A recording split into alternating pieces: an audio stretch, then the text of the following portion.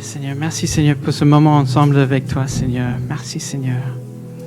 Nous voulons rester dans cette atmosphère de ton écoute, Seigneur. Merci Seigneur, nous voulons être tes disciples, ma thèse. Nous voulons être tes disciples, tes élèves. Nous voulons être à ton écoute, Seigneur. Nous voulons te suivre pas à pas. Seigneur, nous voulons creuser encore dans ta parole qui est merveilleux, Seigneur, sur lequel on peut se reposer.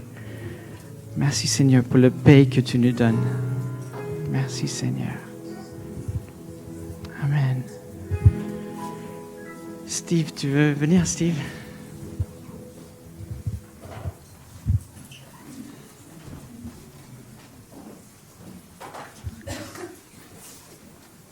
Donc, Steve, il vient d'Angleterre, mais il habite aussi dans notre région. Et du coup, il est tantôt français, tantôt anglais, il est entre les deux. Et du coup, ce matin, il va essayer de nous partager en français. Merci Seigneur pour Steve. Seigneur, merci pour que tu les as protégés sur le chemin jusqu'à chez nous. Et que voilà, le semence qui va semer ce matin, que ça va aller dans nos cœurs, Seigneur. Merci, Seigneur. Amen. Amen. Merci pour...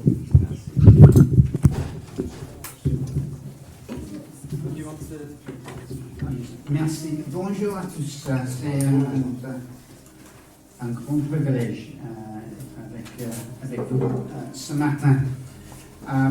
J'essaie de prêcher en français. C'est mon première fois. Je m'excuse s'il y a des erreurs dans ma langue. Mais je voudrais commencer avec une petite réflexion. Quand nous avons chanté la dernière chanson, Mon âme supplie avec moi. C'est une chanson assez vieille. Qui est originaire en Angleterre, mais les mots sont différents. C'est le psaume 42. Et je voudrais commencer avec ça. Parce qu'il commence comme une biche soupire après des corons d'eau. Ainsi mon âme soupire après toi, ô Dieu. Mon âme a soif de Dieu vivant. C'est pour la biche, c'est la soif, c'est très sérieux.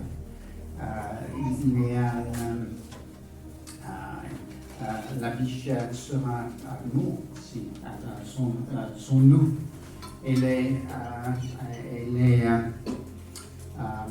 le sens de David dans le psaume. C'est extraordinaire. C'est pas j'ai un peu de soif. Non, mais la biche, c'est très sérieux, son loup. Et son loup de Jésus, nous sommes bons. D'accord, je veux parler avec sur connaître la cœur de Dieu.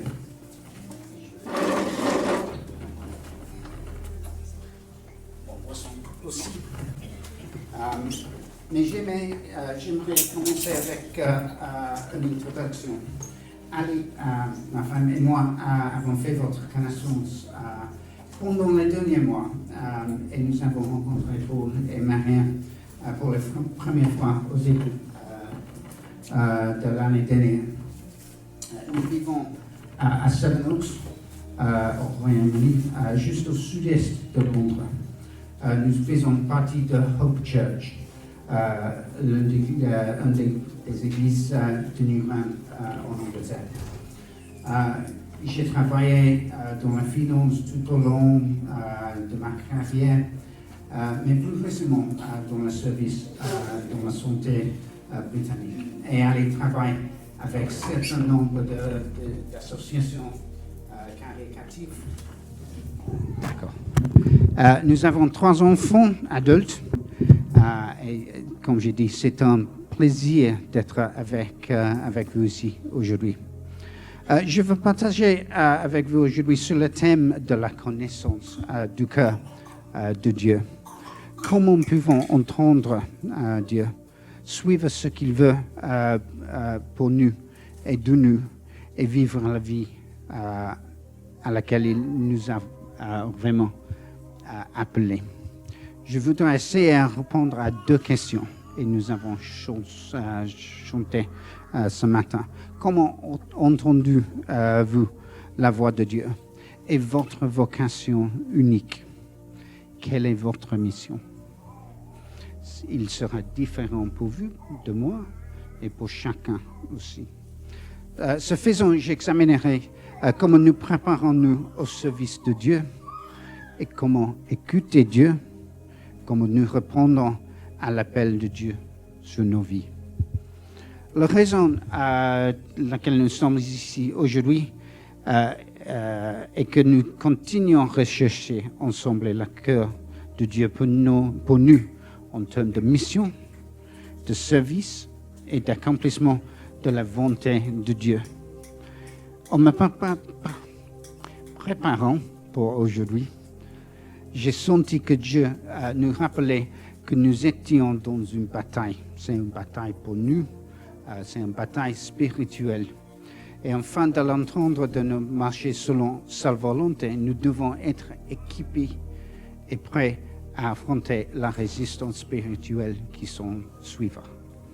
Nous devons également écouter ce que Dieu nous dit, puis répondre à son appel.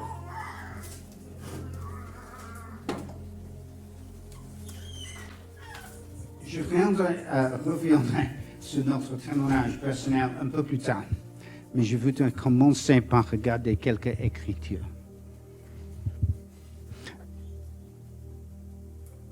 S'il marche. C'est 1 Pierre 4, versets 1 et 2.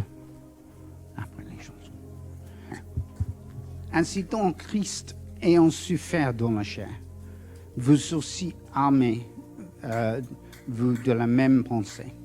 Car celui qui a souffert dans la chair en a fini avec le péché, afin de vivre non plus selon le convoitise des hommes, mais selon la volonté de Dieu, pendant le temps qu'il lui reste à vivre dans la chair.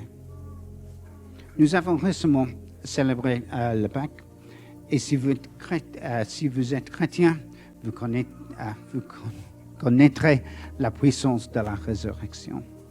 Nous savons comment Jésus a souffert à la croix, et ce faisant, il a pris nos péchés afin que nous puissions avoir une relation personnelle avec lui. Dans la lettre de Pierre, il nous est demandé de nous armer de la même attitude afin de vivre le reste de notre vie selon la volonté de Dieu. Alors, comment pouvons-nous nous armer? Au sens littéral, nous vêtements l'amour de Dieu. Éphésiens 6 dit: au reste, fortifiez-vous dans le Seigneur et par sa force toute puissante. Revêtez-vous de toute l'arme de Dieu afin de pouvoir tenir ferme contre les ruses du diable. Car nous n'avons pas à lutter contre le chair et le sang, mais contre la domination, contre les autorités, contre les princes de ce monde de ténèbres, contre les esprits méchants dans les lieux célestes. C'est pourquoi prenez toutes les armes de Dieu, afin de pouvoir résister dans les mauvais jours et tenir ferme après avoir tout surmonté. Tenez donc ferme, et à vous règne la vérité pour la ceinture. Revêtez le cuirasse de la justice. Mettez pour chaussures à vos pieds le zèle que donne l'évangile de paix. Prenez par-dessus tout cela le bouclier de la foi, avec lequel vous pourriez pourrait éteindre tous les traits enflammés du malin. Prenez aussi le casque de salut et l'épée de l'esprit, qui est la parole de Dieu. Faites en tout temps par l'esprit toutes sortes de prières et de supplications. Veillez à cela avec une entière persévérance et priez pour tous les saints. Par la foi, en comprenant la vérité de Dieu à travers sa parole, et en connaissant sa paix, Dieu veut que nous grandissons en maturité et devenions davantage semblables à Christ. Nous devons être capables de résister au péché et la tentation, mais Jésus veut aussi que nous soyons ses messagers pour partager l'évangile. Mettre l'amour n'a que peu de valeur si nous sommes simplement passifs et nous ne voulons pas avancer. Tout au long du Nouveau Testament, nous lisons des histoires des disciples et d'apôtres confrontés à ces difficultés et encourageant les premières églises à rester fermes dans la foi. Nous avons eu la chance de visiter récemment l'action Corinthe, c'est une image de Corinthe, et de nous tenir là pour la prêcher, c'est jusqu'à là, sous l'arbre. Tout autour de lui se trouvaient les attributs de la Grèce antique dans une ville riche et multiculturelle. C'est le forum à gauche, mais tout autour, les commerçants, les magasins, les bars, les théâtres, des autres divertissements, cultes de temple, des différents dieux grecs et romains. C'est Apollo et tous. Il était facile d'imaginer l'agitation de la journée et les distractions de la ville avec des nombres de personnes vacantes à leurs occupations quotidiennes, trop occupées ou désintéressées par ce que Paul avait à dire. Même si c'était il y a près de 2000 ans, si cela pouvait être aujourd'hui. On imagine le bruit, les distractions, l'agitation, la capacité de passer tant ça fait de rien, de télévision. Mais Dieu veut que nous soyons transformés à son image, que nous grandissons en maturité, que nous cessons mieux sa gloire. 2 Corinthiens 3, versets 16 à 18. Mais lorsque les cœurs se convertissent au Seigneur, le voile est ôté. Ô le Seigneur, c'est l'Esprit, et là où est l'Esprit du Seigneur, là est la liberté. Nous te donnons le visage découvert reflète la gloire du Seigneur. Nous sommes transformés en la même image, de gloire en gloire, par l'Esprit du Seigneur. La transformation, c'est un processus continu. Mais si le salut arrive dans un instant, nous passerons notre vie à travailler pour nous transformer à son image. En grandissant dans notre compréhension, notre maturité, notre capacité à résister au péché et à la tentation. Grâce à la parole, à la communion et à l'adoration de Dieu, nous dévoilons nos visages pour contempler le roi de Dieu et grâce du Saint-Esprit habitons en nous. Nous pouvons quotidiennement nous tourner vers lui pour trouver la paix, la sagesse et la perspicacité. Pardon? Entendre sa voix et revêtir son amour nous aide à nous guider dans notre vie quotidienne. Mais comment entendons-nous entendons-nous la voix de Dieu? J'ai cinq pièces pour ça. C'est pas du tout, mais pour aujourd'hui, je pensais que c'est Dieu dit à moi. Ceci n'est pas destiné à être un comment faire prescriptif, mais plutôt de la façon dont Dieu nous a parlé. Pour moi, personnellement, écouter n'est pas toujours facile. Allez-vous dire que j'ai une capacité de supprimer les voix, surtout celles qui sont familières, mes enfants, par exemple. Lorsque nous sommes occupés, il peut être trop facile d'ignorer ce qu'ils veulent nous parler, pour ignorer la voix de Dieu. À la maison, au bureau. Et la même chose s'applique à faire entendre Dieu. Cela peut paraître simple, mais si nous n'écoutons pas, nous n'entendrons pas. Trouvez du temps pour sa parole, pour prier, pour rechercher la communion avec les autres et faites de la place aux paroles et aux contributions prophétiques est essentiel.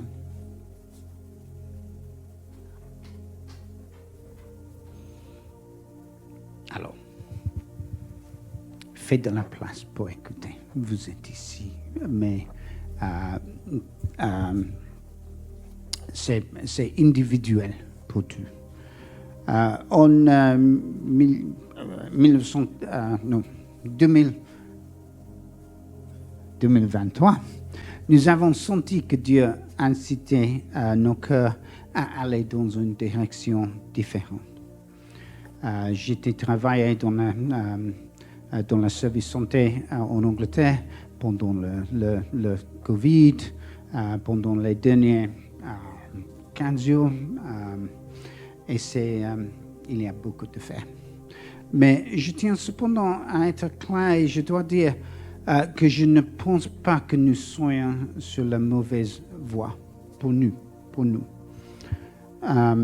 Depuis 30 ans, nous croyons que Dieu voulait que nous soyons efficaces sur le lieu de travail, que nous utilisons nos dons pour servir dans d'autres organisations, telles que les écoles et les œuvres caritatives, que nous ayons un mariage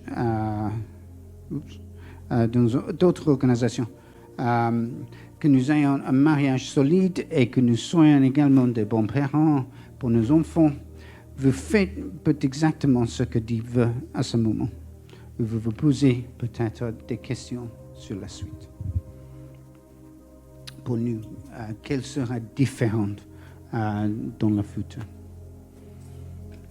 La deuxième fois, ce n'est pas besoin d'être compliqué. Peut-être les mots, le message, c'est très simple. Peut-être c'est pas complète. C'est peut-être un peu de le message. Au début, j'ai eu l'impression que Dieu m'avait donné une instruction assez simple, mais assez vague, préparée pour la deuxième moitié. C'est tout. Au milieu d'un travail très chargé, j'ai découvert que Dieu essayait d'attirer mon attention à 24 heures du matin, sachant qu'il aurait toute mon attention avant la journée ne commence vraiment. Mais un message très simple. Pour moi, je dirais que Dieu me pousse de 4 manières différentes. Et c'est pour moi. Parfois, il s'agit presque d'un chuchotement très tranquille pour obtenir des conseils, de la sagesse, une direction. Pour moi, cela peut être une incitation à dire quelque chose dans le cœur. Ou peut-être un moyen de débloquer un conflit pour une situation difficile. Parfois, c'est avec un verset biblique pour diriger ou confirmer quelque chose. Lorsque nous prions pour le changement cette année, il y avait des versets dans l'Éphésiens 4 qui m'ont vraiment parlé.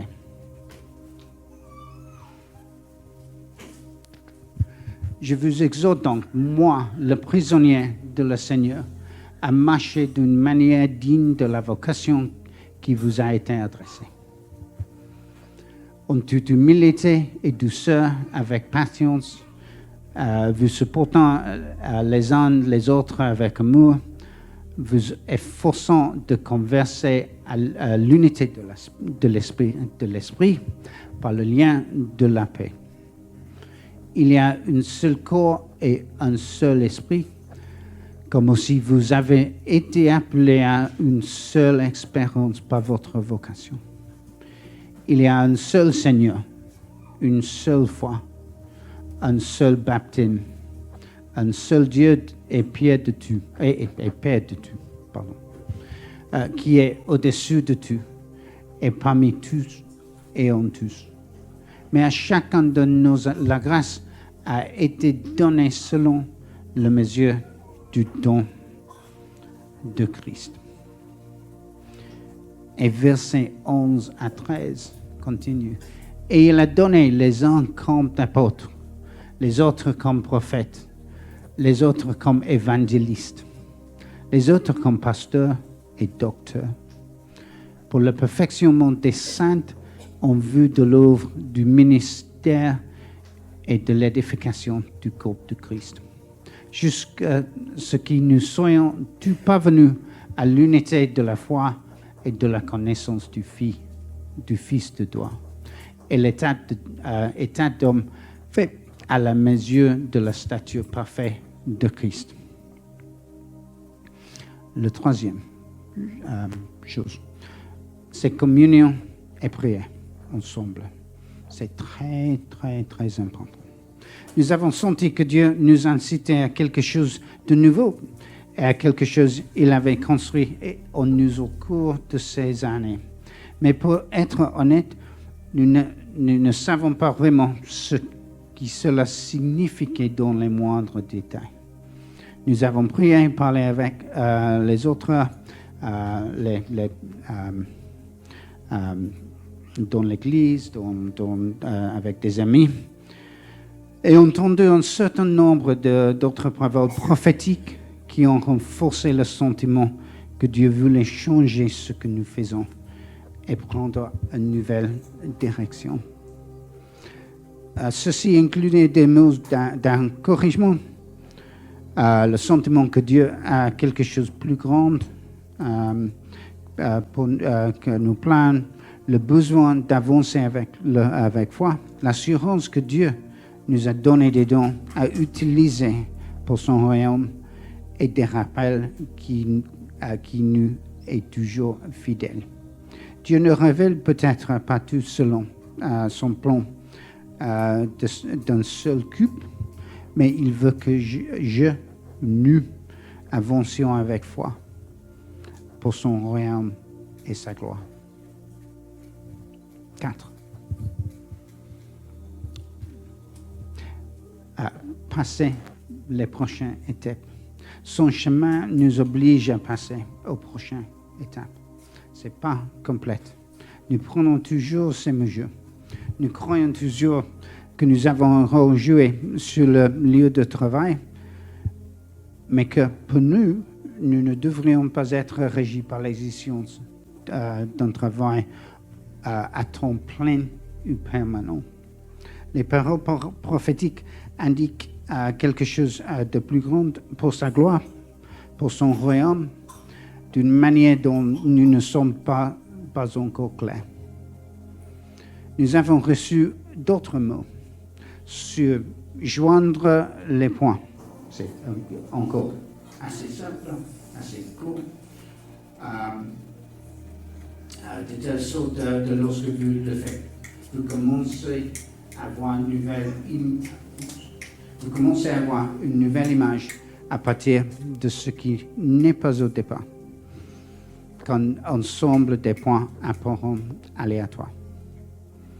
J'ai de plus en plus l'impression que cette année, l'accent est mis sur la préparation, La deuxième moitié n'a pas commencé, ou n'a pas encore commencé, mais nous devons être prêts pour cela.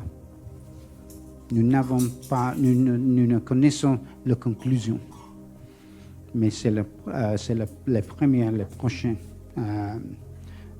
pas. Ainsi, passer plus de temps en France, nous reconnecter plus largement à travers Newground et New Frontiers. Nous avons beaucoup d'amis être dans les églises pendant 30 ans, plus de 30 ans, je pense. Mais il y a beaucoup de personnes, si ont des places, des pays différents, et pour rencontrer avec lui aussi. Et rechercher le cœur de Dieu sont nos prochains étapes. Nous avons reçu une image prophétique dans une carte traditionnelle en papier qui se plie et se déplie sur elle-même. Sur la photo, la carte a été centrée sur l'Europe occidentale, le Royaume-Uni et la France, mais la mesure que la carte se dépliait, d'autre près devenait visible. D'abord à travers l'Europe, puis au-delà. Cette image a renforcé le mot précédent sur la nécessité de joindre les points et nous a aidé à avoir un chemin à parcourir avec. Ensuite, et encouragement les chrétiens sur une base beaucoup plus large. Nos organisations également en cours sur le mariage au Royaume-Uni savons et aidant les autres à construire des mariages toujours solides. En utilisant le matériel créé par l'équipe Alpha, qui est déjà traduit dans nombreuses langues différentes, nous pensons qu'il s'agit d'un autre domaine dans lequel nous pouvons servir et aider à soutenir les couples. Pendant notre séjour ici en hiver, j'étais tellement encouragé par votre désir pour rencontrer, de prier régulièrement ensemble, de consacrer du temps aux jeunes, de partager ces réseaux sociaux. Soyez encouragés par votre diligence et votre amour les uns pour les autres.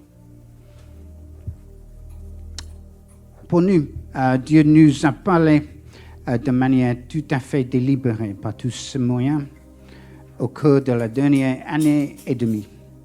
Au début, nous n'avions pas l'impression d'avoir une vision complète, mais Dieu nous guidait et toujours à travers une période de changement. Nous continuons donc à prier avec les autres pour obtenir cette perspicacité et cette sagesse. Nous n'avons pas une vision complète, mais nous avons confiance en Dieu qu'il continuera à nous la révéler à mesure que nous avançons. 5. Persévérance. J'aimais cette photo parce qu'elle montre non seulement la persévérance, mais aussi la camaraderie et la célébration du succès d'arriver. Il y a beaucoup de choses ici. Dans le monde aujourd'hui, nous pouvons obtenir à peu près n'importe quoi dans un instant. Les marchandises peuvent être livrées à votre domicile en un jour. Les nouvelles sont diffusées et continuent et les informations sont disponibles dans le monde entier grâce à simple recherche sur l'Internet. Il n'y a pas de persévérance dans notre monde aujourd'hui. Il y a été une fois en Angleterre, chaque samedi, pendant le journal du soir à la télévision, juste avant les moments forts du football, il disait si vous ne voulez pas connaître le score, détournez le regard maintenant. Il y a 21 heures chaque soir. C'est après les matchs. On s'attend vous évitez le suspense en baissant le volume et en tournant le prochain programme, montrant les moments forts de quelque chose qui s'est produit 6 heures plus tôt. Vous pouvez éviter le niveau du jour, puis vous asseoir et regarder en espérant que votre équipe puisse gagner. C'est presque impossible pour manquer un résultat 6 heures plus tôt maintenant. En fait, ils le disent encore, mais bien sûr, il n'y a pratiquement aucune chance si vous êtes en fin. Mais Dieu veut que nous persévérions. Il connaît le score. Le résultat est déjà clair. Nous devons avoir le foi. Il connaît le résultat. À lui, la victoire. 2 Corinthiens 4, verset 18. Parce que nous regardons non point aux choses visibles, mais à celles qui sont invisibles. Car les choses visibles sont passagères et les invisibles sont éternels.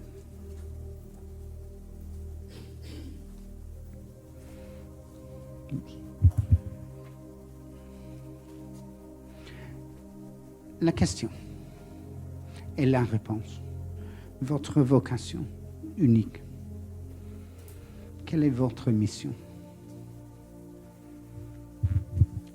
J'aimais le photo beaucoup. C'est la mission en son trafic de Marianne et les autres au commencement d'année. Mais qu'est-ce que votre chemin? Qu'est-ce que votre vocation? Nous avons passé presque 30 ans dans la même ville. Nous avons élevé une famille, nous avons servi dans notre église et notre communauté locale et avons utilisé nos dons sur notre lieu de travail. Ils sont tout importants. Certains amis sont partis pour le chemin de Dieu, a choisi pour eux. Certains sont même partis, puis sont revenus des années plus tard. De nouveaux amis ont été ajoutés. Mais chacun de nous a un objectif unique et spécial dans la mission de Dieu. Les disciples, les apôtres et les premiers chrétiens de Jésus ont entrepris des voyages différents. Certains ont passé leur temps à voyager, comme Paul et les autres apôtres. Des autres sont restés là, où ils étaient pendant un certain temps avant de partir ou de revenir. Et d'autres encore ont vu des églises s'établir et se développer. Il n'y a pas de voie fixe pour servir Dieu. En effet, je soupçonne que Paul et Marianne ne savaient pas quand ils étaient enfants que la vie les amènerait ici, venant d'autres parties du monde pour diriger une église à Rouen. Peut-être pas. Non. Mais ils sont ici maintenant. Nous sommes magnifiquement créés à l'image de Dieu. Et dans le livre de Matthieu, appelé à faire de toutes les nations de disciples. Alors, comment réagir? En terminant, j'aimerais que nous prions ensemble. J'ai regardé comment nous devons écouter et demander au Saint-Esprit la sagesse et la révélation. Si nous sentons que Dieu nous y incite, nous le testons avec l'Écriture.